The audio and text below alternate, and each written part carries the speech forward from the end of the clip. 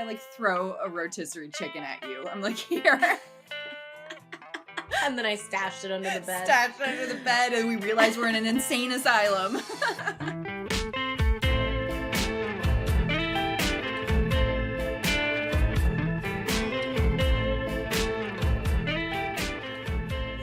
Hello. Hi. Hi, welcome to Inner Archeology. I'm Emily. And I'm Sarah. And we're so glad you're here. Yeah, thanks for tuning in. You can find all the different ways to watch us or listen to us at innerarcheology.tv and .com. And also we have a Patreon where we've got some like great episodes on there. Actually, some like really funny ones. They like crack me up. Those are actually the episodes I like actually listen all the way through, like after we record them, because they're so fucking funny. So that's patreon.com/innerarcheology. I just literally like, is that narcissistic of me? I like sit in my bed listening to our podcast, laughing at how funny we are. I'm like, wow. I love how loving ourselves has become narcissistic. I know, that's right? The only option. Think we're like, funny. It's only or vanity. It's only self-deprecation is virtuous, and everything else is narcissism. 100%. That's how the world is. That is how the world works. That's it. Yep. Mm-hmm. Yeah. Anyway, I'm glad we cleared that up. Yeah, that was our show. There it is. You're a narcissist. I'm a narcissist. Thanks for being here. Thanks for showing up. You're in good company. Oh my God. Yeah. So subscribe to the things. Yeah, that's what you're supposed to do. So that would be great. And today that's what you're supposed to do. That's what you're supposed to do these days, apparently. Emily the copywriter. Listen. I actually have this like whole idea. I keep feeling this urge to like write in a way, like with all the copywriters, write in a way that's kind of like roasting copywriters as like a sort of, I think I want to do it and just kind of like making fun of myself. You're so roasty lately. I feel like I just need to get some of it out, I guess. I don't know. That's another episode we're planning on doing is roasting each other's Enneagrams, which like we were like texting each other the other night and I was literally like crying laughing. I had roasting your Enneagram. I was like hurting. I was laughing so hard my like body hurt. It was so fucking funny. And I think I'm in a roasting mood because I like did a bunch of research and I've got some fucking golden roasts I'm gonna dish out. I'm so excited. You're gonna roast me? Oh, I am gonna roast you.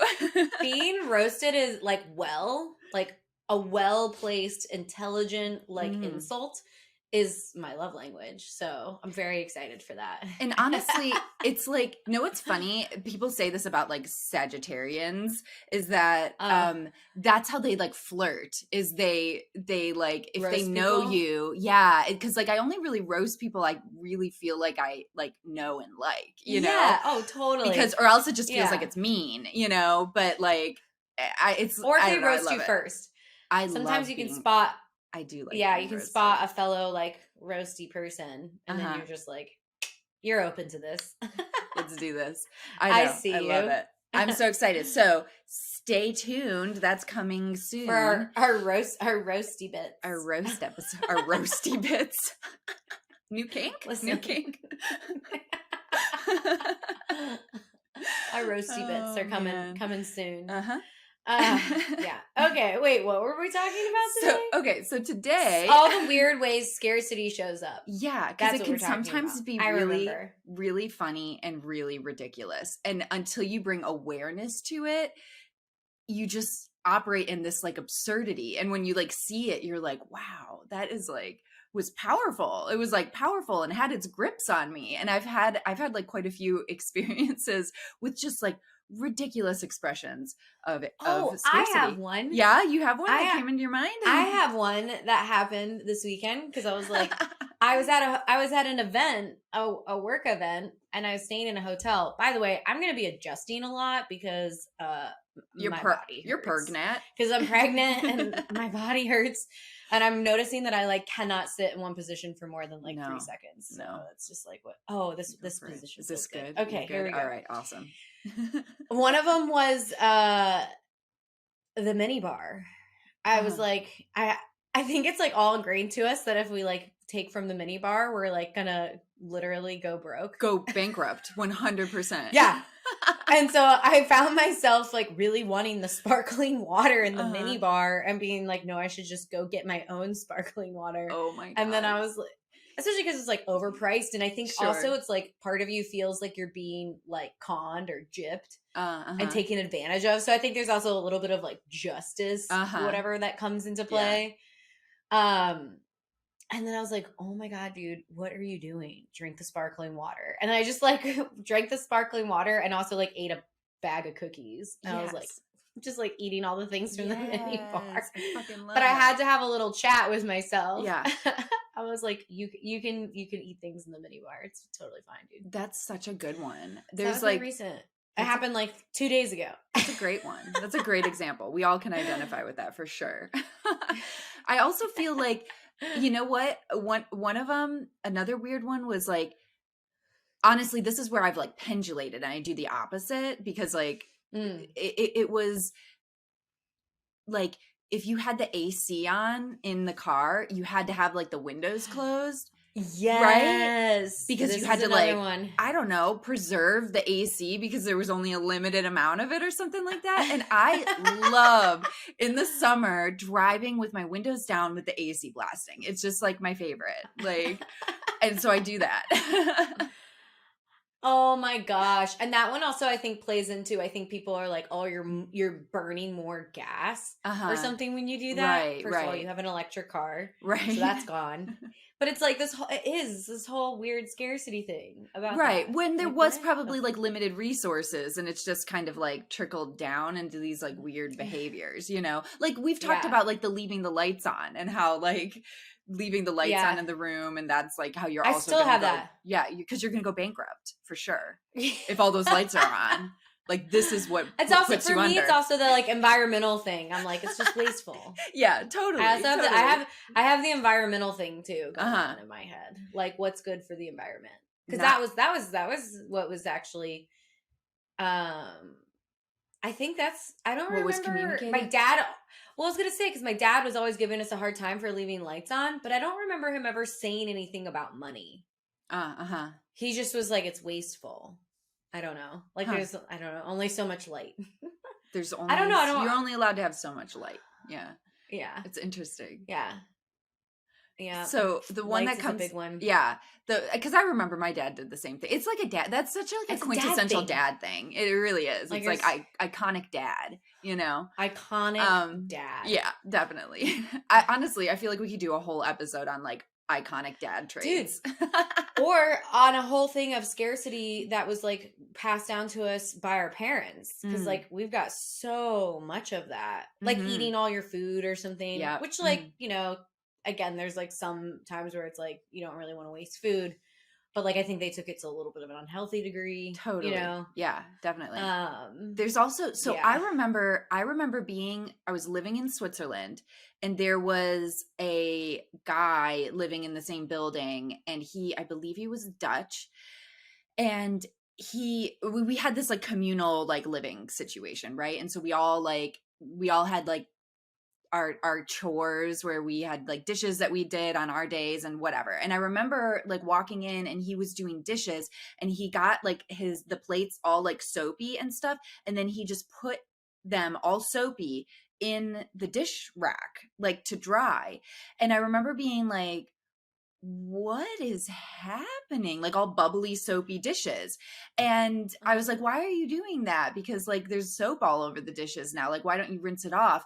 And he hadn't ever really like thought about it. And he goes, this is just how I was taught to do dishes. And it was rooted back in when you only had limited water to work with. Like you didn't have you only had like limited water or whatever. And so you just like let the clean, like, and let it drip off. And I was like, oh, that's nuts. We're not living in that era anymore. And I would love for you to wash the soap off our plates, you know? Like, just go ahead and rinse it off. So wild. Well, it's like you can see it so much with like your grandparents, right? That reminds me of like my grandma who saves like every washing the container. washing Ziploc bags. And washing Ziploc bags and stuff. Yes. and like just again, I gotta say, like there's some stuff that I'm down with for environmental reasons, but like that's not why they're doing it. They're just like, it's I like, don't know. I know. And there's a distinction, because I think if you're doing something for environmental reasons, it's empowering. Like, you feel big and good That's when the you're doing distinction. it. Thank you. If you're like scared and small, that's scarcity, right? So that's like the difference. Right. And I think you can translate stuff pretty well, like if the values are in alignment, you know. Yes. But my big one, which we love to laugh about, is this is my favorite one of yours. I had fruit scarcity. Like fruit scarcity. I still sort of have it. Like, it still hasn't completely resolved. Maybe I need to do like MDMA therapy with it or something, right?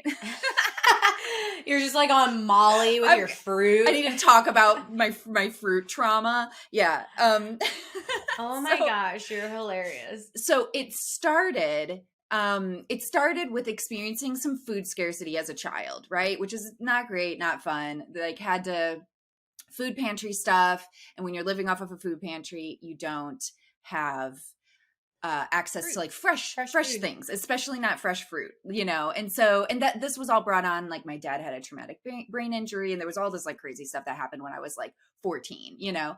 And so I had this like, and literally my favorite thing to eat is fruit, like just like fresh fruits and vegetables. This is what I would choose to eat every day. And so that, then I remember I lived in Scotland, and I was at the school there, and we had a fruit ration, which was 2 pieces of fruit a day, which is more pieces of fruit than most people eat, right? And but because it was a ration, right? Because we had our like limit of fruit, because maybe in the past there was some like fruit monster that came there and ate all the fruit. I don't know why, but so every day I just got my 2 pieces of fruit. That was like the first thing I did. And it came from this like anxious scarcity place I was not aware of at all. And I would just have this fruit, and I would hoard it in my dorm room until my like dorm mates were like, Emily, we have to talk to you about the rotting pile of fruit that's in our dorm room. They're like, what is going on? Listen, I don't know why, but this always makes me think of Girl Interrupted. Have you ever seen that? I don't know movie? if I've ever actually seen that. I know what you're talking about. It's like with Angelina Jolie and Brittany. Aren't they like in an insane asylum? Yes. And then Brittany Hunter like hides all these like half-eaten rotisserie chickens under her bed. Nice. Yeah, I'm glad it wasn't chicken. I don't remember the context of like why she does it or anything, but just like there's like a food hoarding situation, and the meat starts to go bad. Oh God, that's anyway. Bad. I'm glad it was fruit. Anyway, every time you tell a story, I always think about that, and I just like don't bring it up. So I thought I'd bring it up this time. Nice, sweet, because it always makes me think of a girl's in an insane asylum, which is pretty much what I was and where I was for sure. And then the next iteration of the fruit hoarding was my epiphany, my moment of revelation, when I realized the presence of I have a fruit problem. That I have a fruit hoarding problem. Yeah. This was the aha moment to the scarcity issue. It was kind of embarrassing, but I remember I was like, it's so gross.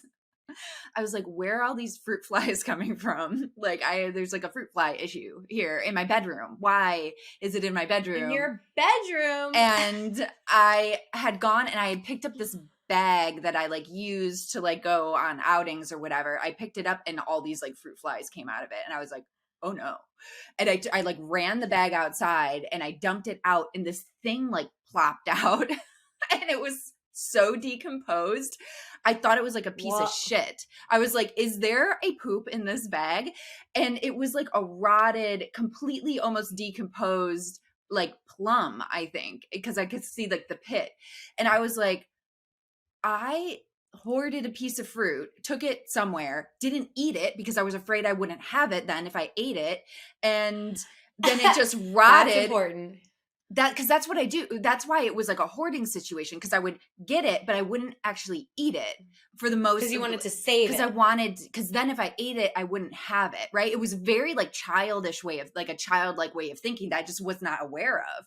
It was like really weird. And I never looked at it until that moment that I was like, and I remember my partner at the time, and he was like, what is happening? Like, why is this happening? And it wasn't because I'm like a disgusting person. Like I don't like hoard things, you know, but it was this, and I remember having like this aha moment. It was like, oh, I think I'm afraid that I will not have enough to get fruit in the future. And so I just like save it. And then ever since then, it's been this like intentional practice trying to address like it.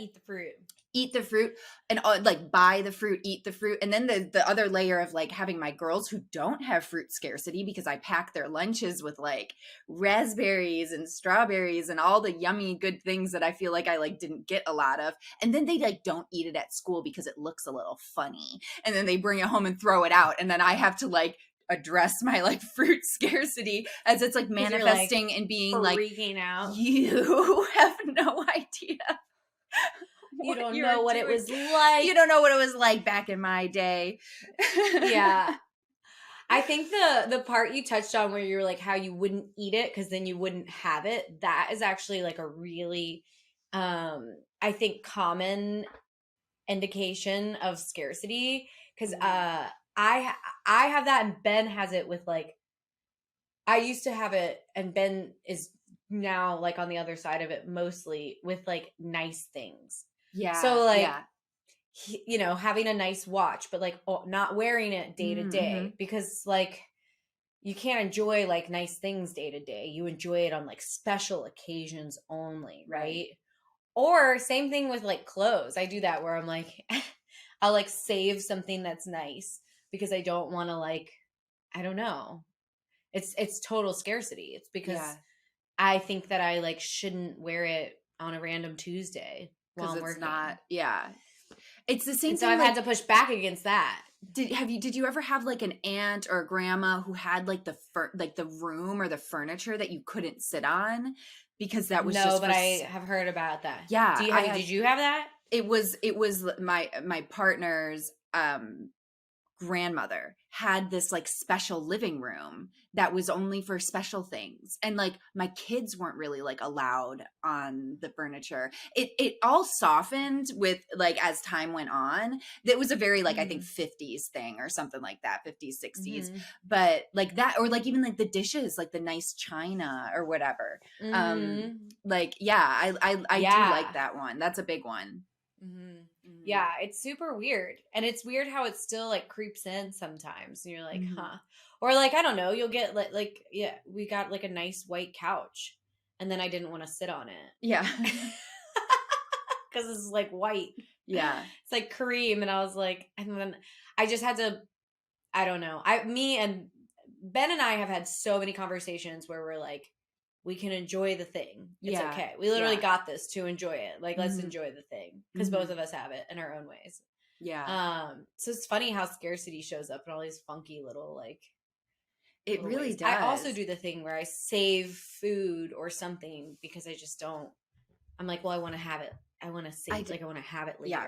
I think that's still the biggest... never going to happen again. Yeah. That's like the big area that it like still shows up for me. It's been like really big for me to like, if I have leftovers, to just like, cause like, and if they're leftovers that I like know I'm probably not going to come back and eat because they're not going to be really good as leftovers, to just like throw it away and not let it like rot in my fridge. Just like get rid of it, you know? Like that's been a practice. And even just like letting myself, cause like my food scarcity kind of like in some ways exacerbated when I had kids, because it was to another level of like, I'm not going to eat that because I want my kids to have it. You know what I mean? Like, ooh, that's interesting. Yeah. So there was a lot of that. And I still deal with that a little bit. Like, it's weird. Like, I'll feel guilty if I like eat the last like apple or the last like thing, because I have this thought of like, oh, but my kids might want this. It's really interesting. It's really limited too, because like I could literally in 15 minutes go get another apple.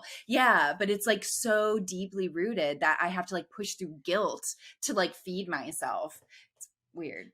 Whoa. Yeah. I wonder if I'll have that one. I don't think so. Hopefully not. Hopefully not. I think it's just... only because of like I don't know, food, I'm like, there's always, I don't know. I don't think I have a food thing. You have a different relationship with it. For sure. You have like a healthier relationship with it than I do, for sure. Like, in like, this is necessary to nourish myself instead of like me being like, how long can I go without ever eating?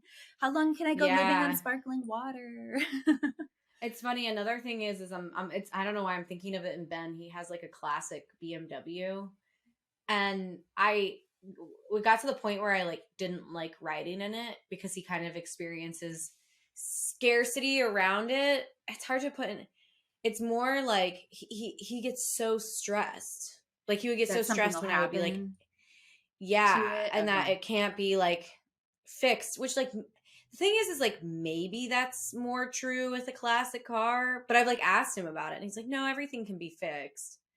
And I'm like, well, the like anxiety levels of me getting in this car make it not fun for me. Yeah. So, and then he would get bummed that I didn't want to ride in his car. And I was like, but you make it like, it's stressful, man. Like, scared. Because you're like, and yeah, I'm just like sitting there like, don't touch anything. And he's like come so far with that because now it's fine. Now he like lets Loki in the back seat, which I'm like, what? Like without like a towel down. Oh wow, which is like insane. Yeah, that's insane. It literally like 2 days ago, I was like, should I get a towel? And he was like, nah, it's fine. Loki, load up. And I was like, what? Nice. I mean, and honestly, that's great. Is because, progress. Yeah. Because like baby's coming and all that, like the nice things you thought you had is gonna get shit on and peed on and puked on. Like it just kind of comes with the territory. So that's gonna be a fun little evolution there. But I'm glad that that's like because it really is like when it's just in your subconscious, it seems like such a big deal, but when you really look at it, you're like, actually, that's not really in alignment with like my values and how I want to move through the world. And so a lot of times, like sometimes I feel like those things can resolve pretty easily if they're not like deeply rooted, you know, and you're just kind of like, yeah, that's silly. I'm just replaying behavior, you know, just because this is how I've always done it. Yeah. Oh, another one I have is journals. Journal scarcity? I don't like to. I have journal scarcity. I think I have journal scarcity too. I've just got piles of journals. I buy a journal that I like, and then I don't want to write in it because then I won't have it because it's written in, and then I'm like, I do that. Don't use the journal. I do that. I've like forced myself to get over that one in the last like year or two. Actually, the other day when you were here and you were like, "Can I borrow a journal for the flight?" And I was like, "Yeah, there's a bunch in the office." I almost came with you to make sure I only picked a journal that you were okay with letting go of. And I noticed it. I was like, okay, I'm noticing I like really want to control what journal she picks out here. But it's okay. I'm just going to let her pick. And if it happens to be one I can't part with, you'll let me know. I'll let her know. No, it's so funny. And you came and it was like, you picked a perfect one. And I was like, okay. No, it's so funny is I went and I looked at all your journals. But I was like a little stressed. I was a little stressed and you were like, can I just help myself to a journal? I was like, wait. Those you just can't come by those. Like, yeah. Those are in limited quantities. Those are like, I have journals that I like one I got and like on our trip to Italy. Am I ever going to write in it? Probably not. Cause I got it in Italy. Look at it. Yeah. It's too special. Oh my God. I love that one so much. No, what's so funny is when I was looking for your journals, I was like, I need to make sure to pick the one that looks like it's the easiest one to like let go of. I like had that whole thought process. And the one I actually picked, you had a double. Like you had the same exact one of the one that I picked. And so I was like, maybe this is a good one. So thoughtful of you. Like, you have one that has the same exact cover. Oh my gosh, that's so funny. You knew it. My journal scarcity and your journal scarcity were communicating. We were like on the same wavelength. And it made you like journal thoughtful. Thoughtful. Yeah. If I'm gonna take a journal, it's got to be the most takeable journal, not like one that won't be missed.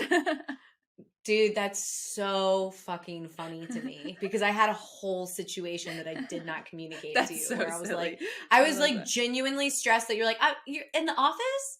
I'm just gonna go pop my head in here. I was like, you're gonna what? Like, so rifle. And then I was like, Sarah, don't be a crazy person. Let her pick a journal. You can deal with it later. Oh my God. And I was so pleasantly surprised the one you picked. I was like, nice. She picked a good one. Yeah. Awesome. Good.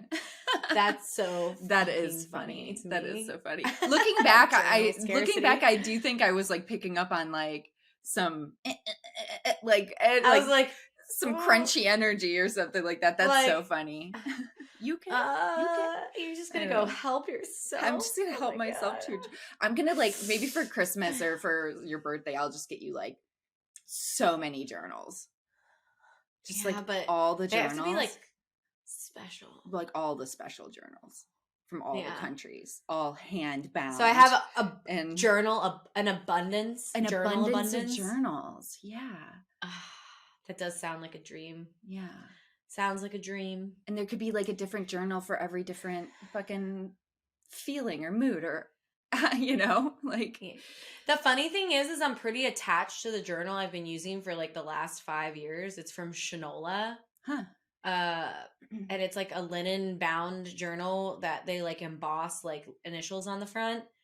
And it's funny because I have these other journals that I'm like deeply attached to, but I kind of only want to write in Shinola journals now because the way that the journal opens is like perfect. Ooh. It's not too stiff. I want to look this up. I have it's a good, it's a whole thing. The ones that I feel like any of the people who are writers that are listening to us are like, going to get this. Yeah. Shinola, SH. Other journal porn. Stationary porn. Shinola journal. Or like pens. Oh, I love pens. I have a pen marker problem. I have. Yeah. Ooh, for sure. So the journals that I'm using right now are like I think they're just like they're like smaller. They're kind of like just like moleskin journals, and they're smaller and I like not as thick. And I like them because I feel like I've been in such like a rapid like growth phase in my life that I like moving to a new journal. It's like I fill this journal up in like a couple months and I get to move to a new one. And it almost feels like it's like this fresh start. And I get to kind of like evaluate where I was at this journal and now I'm in this journal. And so I'm just like, I'm liking the smaller journal right now. I'm just kind of like going with it. Yeah. I'm trying to think. The other sign that scarcity is showing up actually, I think, is when I want to control something. And there's like something on the tip of my like, I don't know. I'm just thinking of situations like with my siblings and stuff when they would like borrow things or like, I don't know. You just feel like something was like irreplaceable when it wasn't, you know? Yeah. That's another one too. I mean, I don't have a specific example, but it's like definitely a feeling I've had. And it was very similar to the journal feeling where you're like siblings, like, I'm just going to go like borrow this sweater. And I'm like, but then I don't know. It's like that's like a real thing though, like sharing your clothes. And I wonder if there's like a layer, like there's a layer of scarcity, but there's also I think a layer of like I want my stuff to be my stuff and I kind of don't want to share it. Like, which I think is like, okay. This has been an interesting thing for me to navigate with my girls because I've tried to teach them to like share, of course, you know, to like share from a good place. But I've also tried to teach them how to have like boundaries and autonomy and like consent around the share. I never force that, not never, I have, but I try not to force them to share because sharing needs to come from like a good place. And so there's been times where like one of them has wanted to borrow something from the other and the other was like, no, it's like really important to me that this is my thing and I don't want to share it. And they create a clear boundary. And then I have to tell the other one, like, you need to respect this boundary.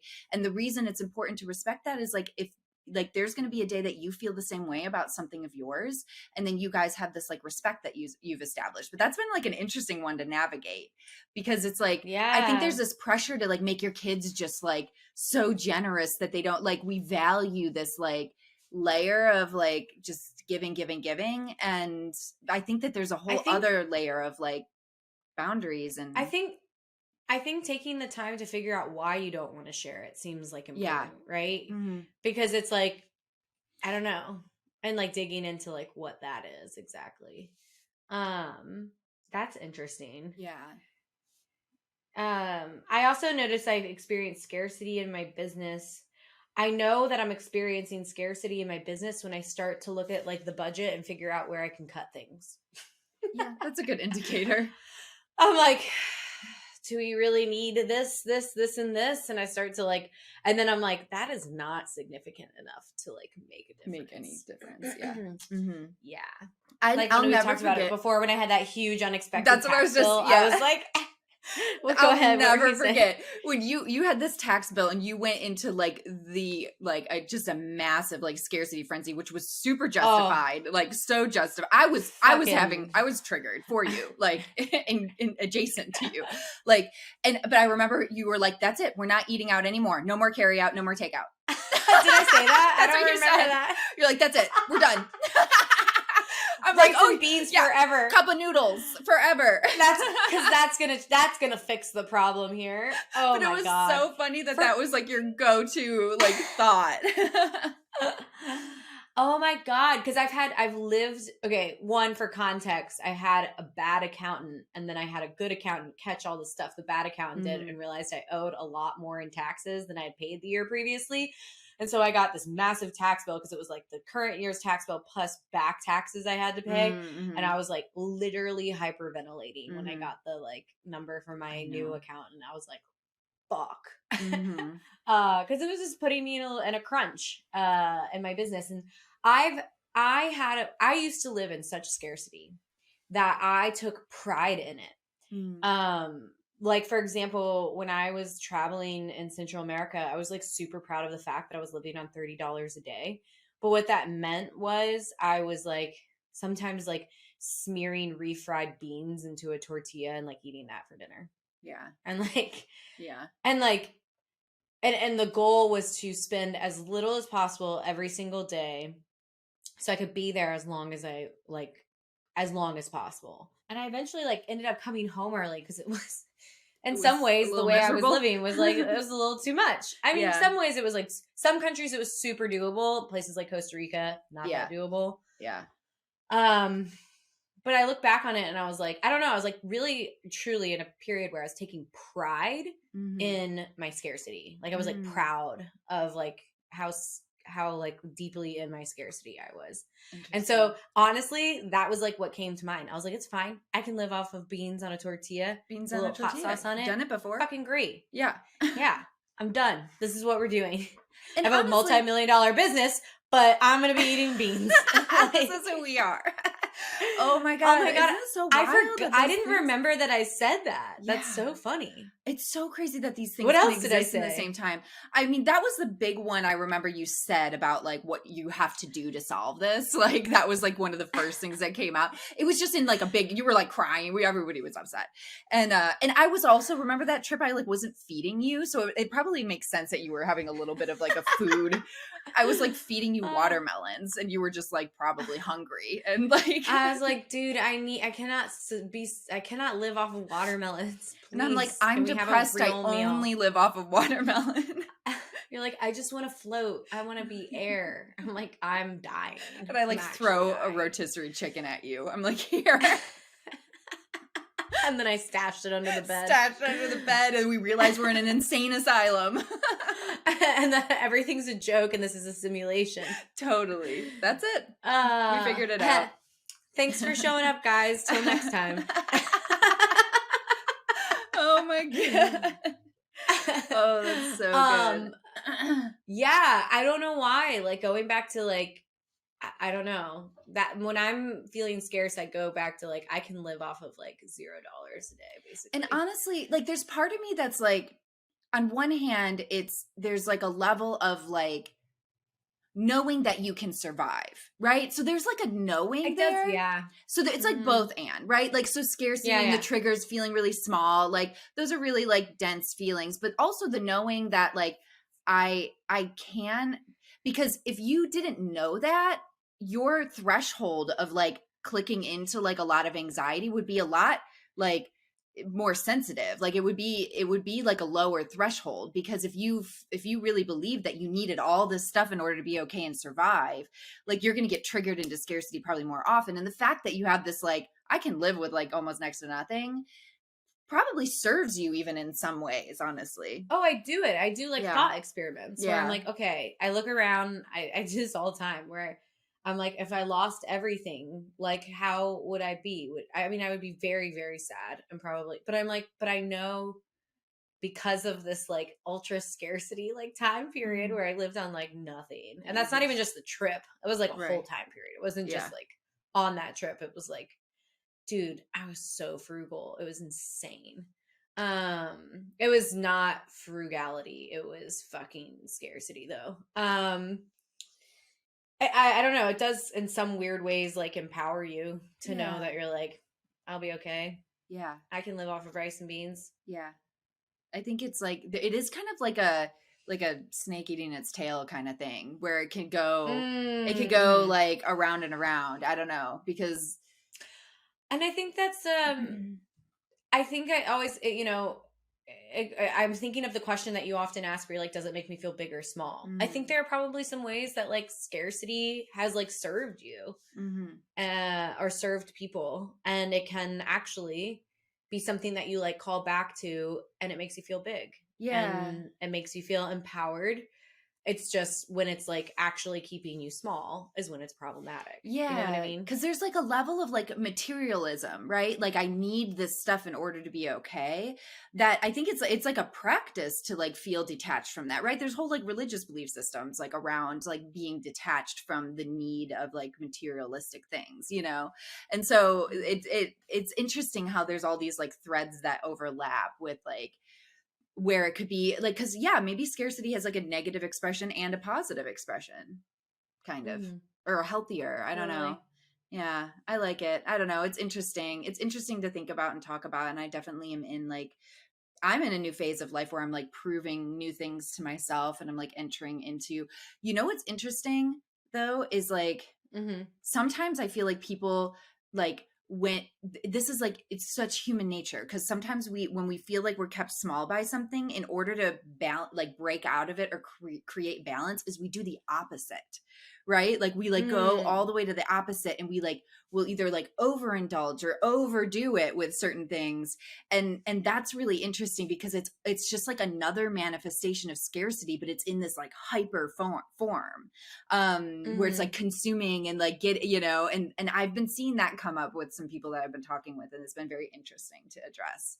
But I don't know, I love talking about it. It's such a complex topic, but those are some ways it's shown up for us. So anybody out there who has fruit scarcity, I see you. I want to hear some weird scarcity. I know. Tell us your weird, how funny ways that scarcity's shown up that we're able to laugh about. Yeah. Oh, know what's a good one? I know we need to wrap up, but a good one is like dating scarcity. I deal with this all the time. Like, I feel like I deal with this all the time with like friends and people where they're like, there's nobody else, so I'm going to date this loser. And I'm like, stop.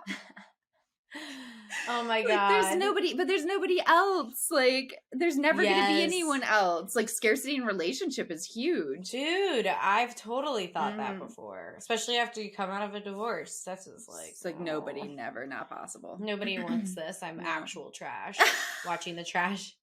That's my favorite meme ever, where the trash truck is moving away and the person has their hand out and it says, "Wait, you forgot me." It's such a good that will one. forever be my favorite. Yeah, it's such a good one. So good. On that note, you guys are precious and cherished and loved, and maybe also. And it's funny and it's so fun to like laugh at these things. I don't know. It brings That's levity. What we're trying to do it's here. important. Yeah. Yay! Well, I love you. Till next time. Love you too. Till next time. Bye. Bye, guys.